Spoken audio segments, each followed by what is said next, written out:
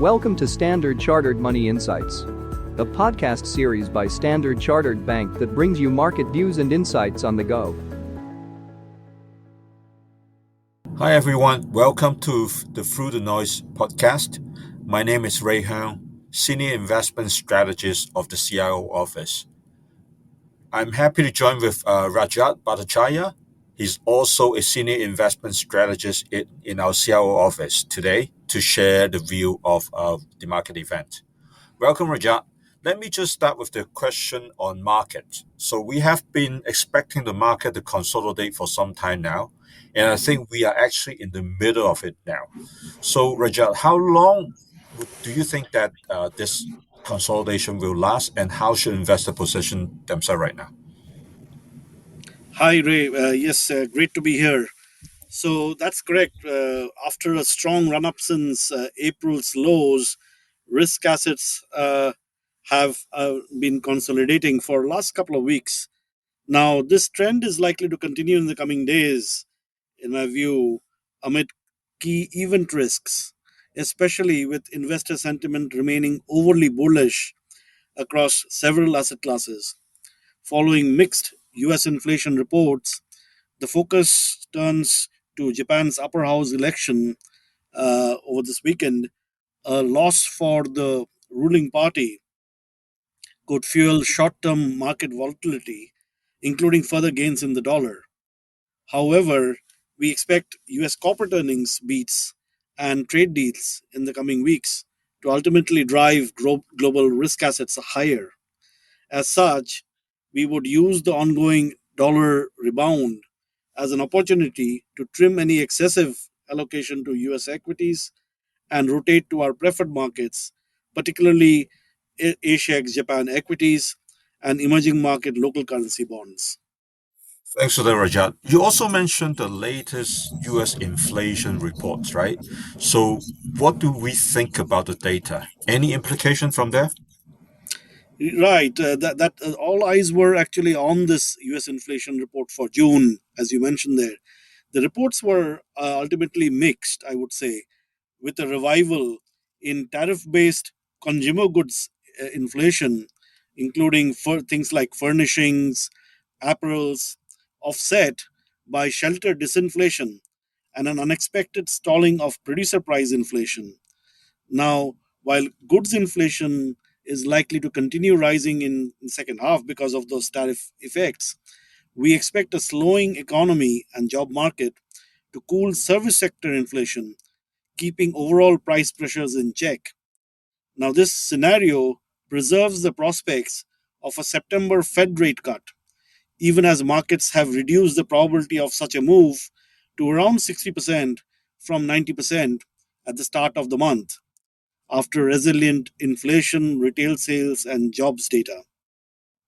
We would add to our call of adding to the 5 to 7 year maturity developed market government bonds in this scenario, especially if the US 10-year bond yield rises above 4.5%. Within developed market government bonds, we particularly like the UK government bonds, where pricing looks attractive. Yeah, I think the other thing that I would like to point out is that investor has been fairly bullish on investor positioning, and this is likely to be another overhang on the market. Do you see any shift lately? That's correct. So, as flagged last week, investor sentiment and positioning, we measured them by a term called fractals, which is an indicator of market diversity, was excessively bullish and one sided.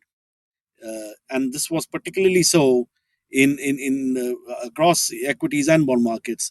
Now we see those investor sentiment and positioning still bullish in global US and Asia ex Japan equities and emerging market local currency bonds. This raises the risk of a near term pullback in these asset classes. However, the investor sentiment towards euro area, UK, and EMX Asia equities and developed market high yield bonds have normalized this week, reducing reversal risks in these particular markets. See, as you also mentioned earlier that we have the Japan's upper house election as the next driver for the market. So what do you expect from there? Yeah, Japan's upper house election on 20th July could spark near-term market volatility. And by that, I mean really across markets, bonds, equities, and FX markets, especially if the ruling coalition loses its majority, as opinion polls are suggesting. Now, a sizable loss for the ruling coalition would raise the chance of a snap general election and even the resignation of the prime minister. So it could also derail the ongoing trade talks with the US and push bond yields higher and further weaken the yen. So a lot is going on this election, and we'll need to see the results. Okay, and what other events we shall pay attention in the near term then? The other ones to talk about are the ECB meeting, policy meeting next week, the US trade negotiations, as I mentioned, and ultimately the US Q2 earnings reports. These are going to be the biggest drivers of markets in the coming days. Now, in Europe, the European Commission unveiled a record $2 trillion long term budget for 2028 to 2034, proposing higher spending in defense, green energy, and other strategic sectors. With Germany also accelerating fiscal policy stimulus and economic sentiment improving there, the scope for further ECB rate cuts is receding. We expect the ECB to hold its policy deposit rate at 2% next week, but expect one final rate cut later this year before a prolonged pause. An ECB rate pause, positioned against expectations of renewed Fed rate cuts later this year, is likely to limit the dollar gains that we are now seeing. We expect the dollar index, that is the DXY, to test resistance around 100 before resuming its decline. Meanwhile, the US has reached another trade agreement, this time with Indonesia. Now, that means that it has now broad agreements with the UK, Indonesia, and also, I should say, China. Uh, but the agreements with India, European Union, and South Korea are still ongoing, and the negotiations are ongoing, and we see some agreements coming through in the coming weeks. Japan's election outcome will be the key determinant of the nature of a US Japan trade deal. And the last one I mentioned was the US corporate earnings. And the event risks notwithstanding, these earnings are likely to provide support to risk assets in the medium term. Now, major US banks have beaten Q2 earnings estimates on trading, advisory, and wealth management fee income. The focus now shifts to US technology sector earnings, where the consensus expects revenue growth of around 13%, outpacing the broader market, with earnings expected to grow by around 18%. I see. Maybe let's dive deeper a little bit into the latest US bank earnings. What are the key takeaways there?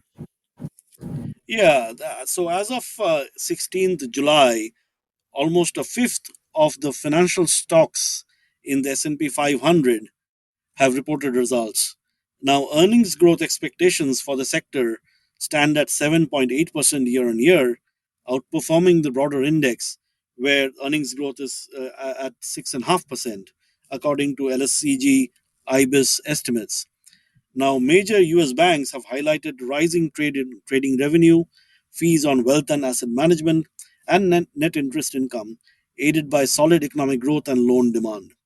Additionally, the passing of the Fed's annual stress test suggests major banks are likely to release excess stress capital buffers, which could improve shareholder returns. Valuations remain appealing, with the S&P 500 Banks Index still trading at a discount to the broader index. The focus is now on the US tariffs. Any escalation in tariff rates and trade tensions could weigh on capital market activity and loan growth projections, but that may present an opportunity to add exposure to the sector. I see. Thank you, Rajat. And that's all the time we have for this week. Thank you all for listening in and stay tuned to our next podcast. Bye now. Thank you for listening to Standard Chartered Money Insights, a podcast series by Standard Chartered Bank. For more details, visit Market Views on the Go on our website or click the link in the description.